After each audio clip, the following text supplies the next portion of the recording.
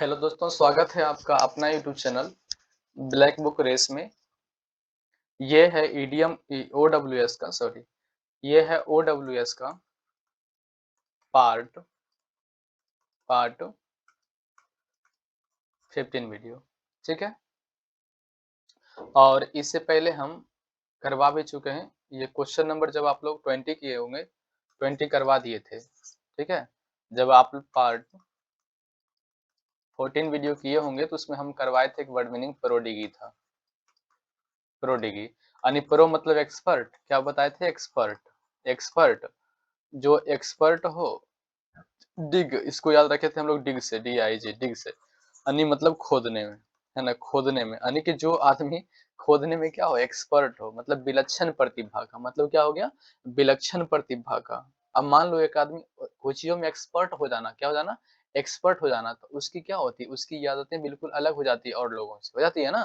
तो प्रो डिगी मतलब क्या बताया था कि जो एक्सपर्ट हो खुदाई करने में, ठीक है, मतलब खोदने में, मतलब प्रोडिगी। प्रोडिगी के वर्ड मीनिंग बताए थे ना आपको, ये OWS में करवा रखे हैं क्वेश्चन नंबर 20 में, प्रोडिगी करवाए थे। ठीक है, जो लोग देखे होंगे वही पार्ट 14 उनको पता होगा।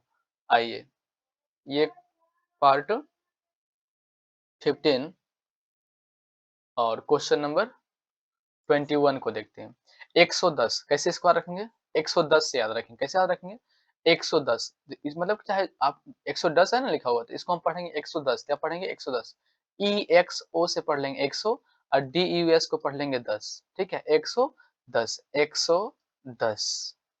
तो आप लोग जानते होंगे और हम भी जानते हैं कि गाँव में जो होते हैं लोग ज़्यादातर 110 रुपया ही देते हैं विदाई समारोह में। अब मान लो किसी लड़की का विदाई हो रहा है या कोई बच्चे एक स्थान से दूसरी जगह पे जा रहे हैं, है ना, छोटे बच्चे, है ना?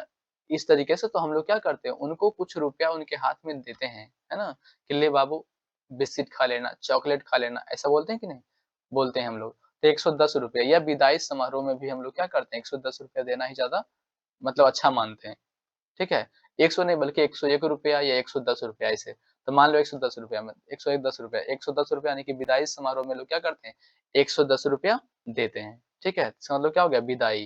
क्या होना? विदाई होना यानी डिपार्ट करना एक स्थान से दूसरे स्थान, यानी कि large scale departure of people, है ना? यानी कि जो लोग हैं क्या करते हैं? डिपार्च करते हैं, मतलब कि एक स्थान से दूसरे स्थान तक जाते हैं, डिपार्ट करते हैं, तो क्या करते हैं हम लोग? वैसे कंडीशन में, वैसे अवस्था में हम लोग देते हैं कितना? 110 रुपया, यानी कि 110 रुपया देना, मतलब विदाई समारोह में। A situation in which many people leave a place at the same time, यानी कि एक ही टाइम में बहुत सारे लोग जब मतलब क्या एक स्थान से दूसरे स्थान पर जाते हैं, तो हम लोग क्या करते हैं? देते हैं 110 रुपया, मतलब विदाई समारोह। क्या हो गया? विदाई समारोह में क्या करते हैं हम लोग? 110 रुपया देते हैं। विदाई प्रस्थान के टाइम उन्होंने मुझे जुआरी के रूप में, मतलब जाने के रूप में क्या 110 रुपया दिए। ठीक है, तो 110 से याद रखेंगे कि जब आदमी मान लो ए से बी, है ना, बी दूसरे स्थान पर जाते हैं, मान लो यहाँ से यहाँ तक जाते हैं, तो वैसी अवस्था में हम लोग क्या करते हैं?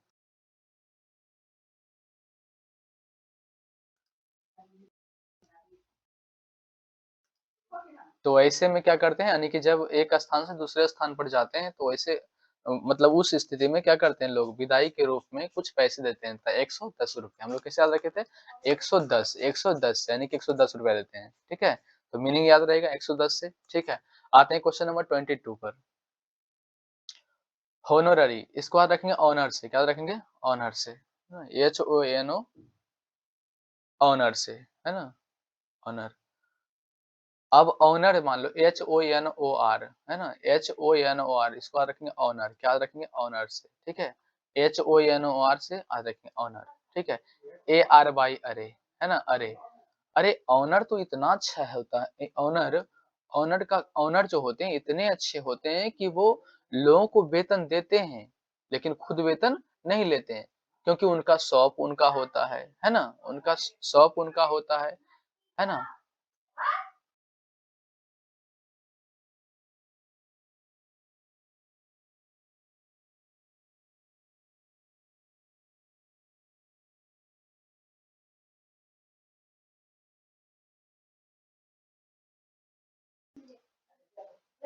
तो ऑनर जो है HONOR से याद रखेंगे ऑनर, अरे ARY अरे याद रखेंगे, ठीक ना। ऑनर, ऑनर मतलब क्या होता है? ऑनर, मान लो ऑनर से याद रखेंगे जो मतलब कि दुकान का जो ऑनर होते हैं, ठीक है। ऑनर EHONOR से पढ़ लेंगे ऑनर, ठीक है। ऑनर हालांकि ऐसे नहीं लिखा था, लेकिन हम याद करने के लिए इसको पढ़ेंगे, HONOR को पढ़ लेंगे ऑनर। अरे यानी कि ऑनर, अरे इतना अच्छा आदमी होता है ऑनर, उनके शॉप पर जो भी काम करते हैं उसको वेतन वो देते हैं, है ना? लेकिन वो खुद वेतन नहीं लेते हैं क्योंकि सारा सामान उन्हीं का होता है, ठीक है? सारा, है ना? कुछ सब कुछ उन्हीं का होता है। तो इसका मतलब क्या, ऑनर, अरे यानी कि ऑनर जो होता है, ऑनर एक ऐसे व्यक्ति को कहते हैं यानी कि जो दुकान पे रहता है ना? फुल टाइम रहता है, लेकिन वो वेतन नहीं लेता है ना? अगर बच गया तो वो उसी का हो जाएगा, मतलब वेतन के रूप में वो कुछ नहीं लेता है, जबकि वो अपने शॉप पर काम करने वाले हर एक लोग को कुछ ना कुछ वेतन के रूप में देते हैं, ठीक है? तो ऑनर जो अवैतनिक होता है, क्या होता है? अवैतनिक होता है, मतलब वो वेतन नहीं लेता है, ठीक है। One who holds a post यानी कि एक पोस्ट को होल्ड करता है, चूंकि ऑनर का पोस्ट तो ऑनर ही रहेगा ना, ऑनर के पोस्ट पे, यानी hold a post without any salary, यानी कि बिना सैलरी के एक पोस्ट पर वो कार्यरत रहते हैं, लेकिन कोई सैलरी नहीं लेते हैं, ठीक है। चलिए देख लेते हैं अवेंडेंस, है ना।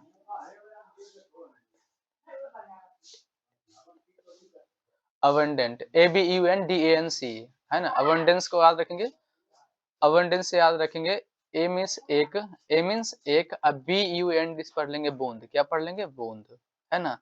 एंस, ANC एंस मतलब क्या हो गया? अनेक, क्या हो गया? अनेक, मतलब एक एक बूंद से अनेक पात्र मात्रा में पानी इकट्ठा किया जा सकता है, मतलब कि प्रचुर मात्रा में, ठीक है। एक एक बूंद, यहाँ से एक एक बूंद याद रखेंगे, एक, है ना। ए मीन्स एक, अब बूंद यानी कि एक एक बूंद अगर आदमी, है ना, कई एक बार, ANC एंस मतलब अनेक, इस तरीके से याद रखेंगे। या फिर मान लो एक एक बूंद, इतना ही याद रख लो कि एक एक बूंद अगर आदमी इकट्ठा करे तो एक दिन उसके पास इतना जल हो जाएंगे कि वो उनके लिए क्या होंगे? प्रचुर होंगे, क्या होंगे? प्रचुर मात्रा में हो जाएंगे, यानी कि सफिशिएंट मात्रा में हो जाएंगे। इसका मतलब क्या हो जाएगा? यानी कि एक एक बूंद करके अगर कोई आदमी इकट्ठा करे, एक एक बूंद करके अबुंद, है ना, है अबुंडेंस लिखा हुआ ना, अबुंडेंस लिखा हुआ है। अबुंडेंस को पढ़ेंगे, ए मीन्स एक, ए मीन्स एक, अभी यूएनडी क्या पढ़ लेंगे? बूंद, यानी एक एक बूंद अगर आदमी पानी इकट्ठा करे तो एक टाइम में, यानी कि एक टाइम बाद उनके पास क्या होगा? प्रचुर मात्रा में पानी हो जाएंगे, या किसी भी चीज की बारे में बात कर लो, है ना। एक एक बूंद कहते हैं ना, बूंद बूंद तालाब भरता है, तो उस तरीके से the quantity that is some than enough, more than enough, sorry some पढ़ते more, uh quantity that is more than enough, यानी कि जो क्या होते हैं? एनफ हो जाते हैं, यानी कि एक टाइम बाद क्या हो जाते हैं? वो एनफ हो जाते हैं, प्रचुर हो जाते हैं, सफिशिएंट हो जाते हैं, ठीक है। तो यहाँ से याद रखेंगे, यानी हमारा मेन फोकस इस पर होना चाहिए, OWS में ये जो मीनिंग है ना, इस पर हमारा फोकस होना चाहिए, ठीक है। तो एक एक बूंद करके अगर किसी भी चीज को इकट्ठा किया जाए तो वो क्या होता है? एक टाइम के बाद वो हमारे लिए सफिशिएंट हो जाता है, पर्याप्त हो जाता है, प्रचुर हो जाता है, यानी a quantity that is more than enough, यानी कि जरूरत जितना है उतना हो जाता है ना। चलिए आते हैं क्वेश्चन नंबर 24 की तरफ। एंटागोनिस्ट, एंटा मतलब एंटी, एंटा मीन्स क्या याद रखेंगे?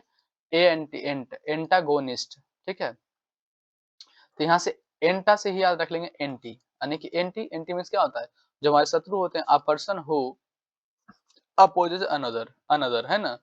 A person who opposes another, यानी कि एक ऐसा आदमी जो दूसरों को क्या करता है? दूसरों की खिंचाई करता है ना, दूसरों की मतलब दूसरों के खिलाफ बातें करता है। क्वेश्चन नंबर 25 देख लेते हैं। क्वेश्चन नंबर 25, ये तो याद ही होगा आपको, इसको पहले भी करवा रखे हैं, है ना। ये वर्ड मीनिंग पहले भी आया था, ठीक है। इसको याद करने का सबसे आसान तरीका, इस पिक्चर को देख लो। ऐसी थी, यानी कि ये सुंदरी ऐसी थी, है ना, कि मैडम जी ऐसी थी, ऐसी थी, इसको कैसे याद रखेंगे? ऐसी, AES को पढ़ लेंगे ऐसी, है ना, ऐसी, ठीक है। क्या पढ़ लेंगे? ऐसी। ए ई एस को पढ़ लेंगे ऐसी, और THE को पढ़ लेंगे थी, है ना। क्या पढ़ लेंगे? थी। मैं थोड़ा इसे छोटा करता हूँ ताकि आपको दिखाई दे, ठीक है। AES को पढ़ लेंगे ऐसी, है ना। ये मोहतरमा ऐसी थी कि टिक गई, यानी कि देखने के देखते ही नजर क्या हुई? टिक गई, मतलब ये कैसी थी? सुंदर थी, है ना, सौंदर्य, है ना, सौंदर्य शास्त्री मतलब काफी खूबसूरत थी, ब्यूटीफुल, है ना। यानी having to do with artistic beauty, यानी कि मतलब कि मान लो है ना नेचुरल ब्यूटी, मतलब काफ़ी एकदम शानदार है, ठीक है? Having to do with artistic beauty, यानी मतलब कि सुंदरता से भरा पूरा होना, सुंदरता से भरा पूरा होना। तो ऐसी थी कि नज़र क्या हुई? टिक गई, ऐसी थी कि नज़र देखते ही टिक गई, मतलब क्या है? Having to do with artistic beauty, यानी कि सुंदरता से भरा पूरा होना, सुंदरता से भरा पूरा होना। क्वेश्चन नंबर 26 को देख लेते हैं।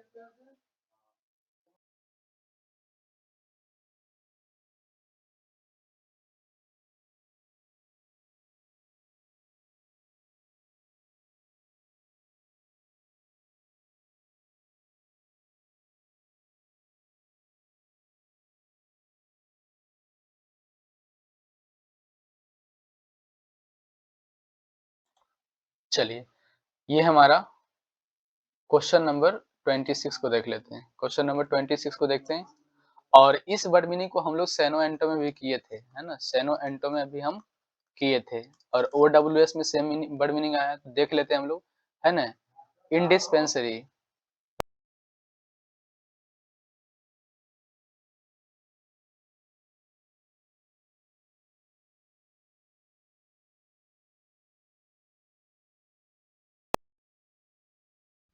इंडिस्पेंसिबल का मतलब क्या हो गया? इंडिस्पेंसरी मतलब इन मतलब में, इन मतलब में, और डिस्पेंस याद रखेंगे, डिस्पेंसरी याद रखेंगे, डिस्पेंसरी, डिस्पेंसरी जहाँ दवाई होती है, डिस्पेंसरी में ही तो दवाई होती है, डिस्पेंसरी में क्या होता है? दवाई होता है। तो डिस्पेंसरी की बात करते हैं, देख लेते हैं हम लोग। डिस्पेंसरी ऐसा ही होता है, जब हम लोग जाते हैं मेडिकल, तो मेडिकल शॉप में जाते हैं तो क्या है? डिस्पेंसरी ऐसा ही होता है ना, डिस्पेंसरी में खांचा बना होता है और सारे खांचे में क्या होता है? दवाई भरा होता है, क्या होता है? दवाई भरा होता है। तो डिस्पेंसरी का, इंडिस्पेंसिबल का मतलब कैसे याद रखेंगे? इंडिस्पेंसिबल को याद रखेंगे इन मतलब में, इन मतलब में, और डिस्पेंस मतलब डिस्पेंसरी, इन मतलब में, और डिस्पेंस मतलब डिस्पेंसरी, यानी डिस्पेंसरी में दवा का होना क्या होता है? बहुत ही जरूरी होता है। तो इनडिस्पेंसिबल का मतलब हो गया अनिवार्य, हो गया आवश्यक, हो गया, ठीक है? चलिए, मतलब that can not be done without a person who is absolutely necessary, यानी कि जो सच में, यानी कि जो सच में क्या होता है? जरूरत का चीज होता है, अनिवार्य होता है, ठीक है? आते हैं क्वेश्चन नंबर 27 को देखते हैं, है ना? इसे भी मैंने याद किया है ना, मतलब कि क्या है, इसे भी हम सेनोएंटो में कर रखे हैं, ठीक है? एकदम सेम वर्ड मीनिंग आया है, ठीक है? इसको देखते हैं, है ना? पीएससी से मतलब क्या बात रखेंगे? फंसने, है ना? फंसने, डॉन, डॉन, है ना? पीएसईयू, है ना?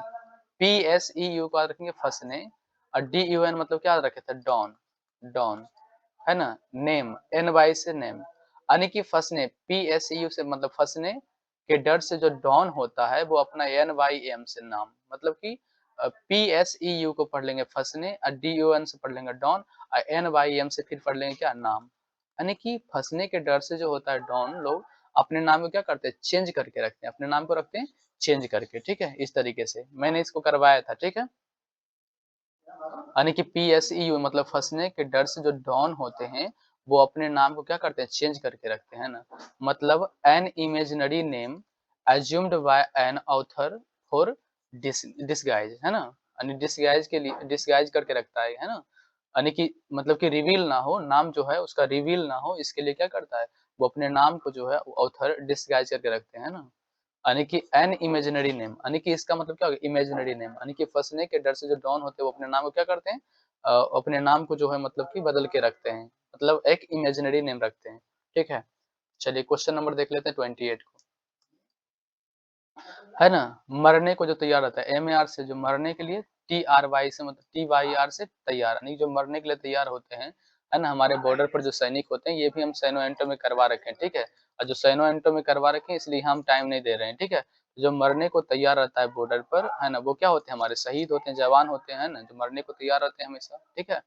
तो जो मरने का तो मतलब one who goes penalty of death, यानी कि जो पेनाल्टी के रूप में क्या देता है? अपनी जान को देता है, ठीक है?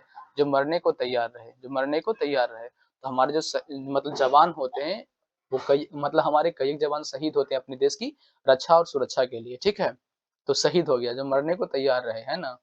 मतलब कि शहीद हमारे जवान जो होते हैं, ठीक है? इसका मतलब शहीद हो गया, मतलब one who goes penalty of death, यानी पेनल्टी के रूप में जो डेथ को देता है, मतलब अपनी डेड बॉडी को देता है, ठीक है? अपनी प्राण तक न्यौछावर कर देता है। तो यहाँ हो गया एक्सेंट्रिक, ये भी याद रखा करवाए थे हम आपको। तो एक्सेंट्रिक के साथ एक ई सी से याद रखे थे हम लोग क्या? एक, और CENTER से याद रखे थे सेंटर, यानी कि जिसका दिमाग एक सेंटर में ना रहे, वो क्या होता है? सनकी होता है। क्या होता है? सनकी होता है। तो एक्सेंट्रिक से हम लोग याद रखेंगे सनकी। One who has strange habits, मतलब बिल्कुल अजीब-ओ-गरीब किस्म का आदतें हो जिसके पास, ठीक है? क्वेश्चन नंबर 30 देख लेते हैं। एक सौ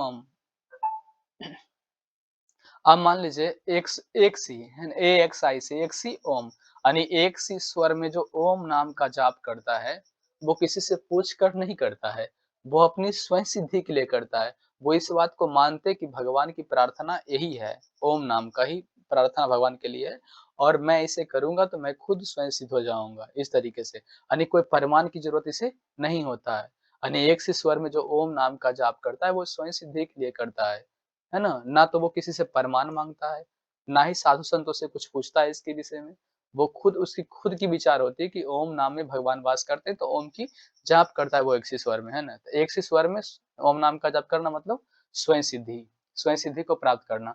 मतलब statement which is accept as true without proof, यानी कि बिना प्रूफ को वो एक्सेप्ट कर लेता है सच्चाई के तौर पर।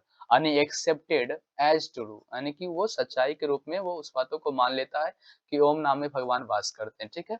विदाउट प्रूफ, यानी बिना प्रूफ के, यानी किसी से कोई प्रूफ नहीं मांगता, ठीक है? एक्सियोम का मतलब हो गया बिना प्रूफ को के बातों को मान लेना, ठीक है? यानी कि सुक्ति या स्वयं सिद्धि, यानी किसी ही बातों को, किसी भी धार्मिक बातों को मान लेना, है ना? उसी को स्वयं सिद्धि कहते हैं, ठीक है? तो चलिए, तो एक्सियम का मतलब क्या हो गया? स्वयं सिद्धि हो गया। यानी कि एक statement which is accepted as true without proof, यानी बिना प्रूफ को, है ना, एक स्टेटमेंट को क्या करना? ट्रू मान लेना, ठीक है? तो चलिए मिलते हैं अगले वीडियो में, तब तक के लिए जय हिंद।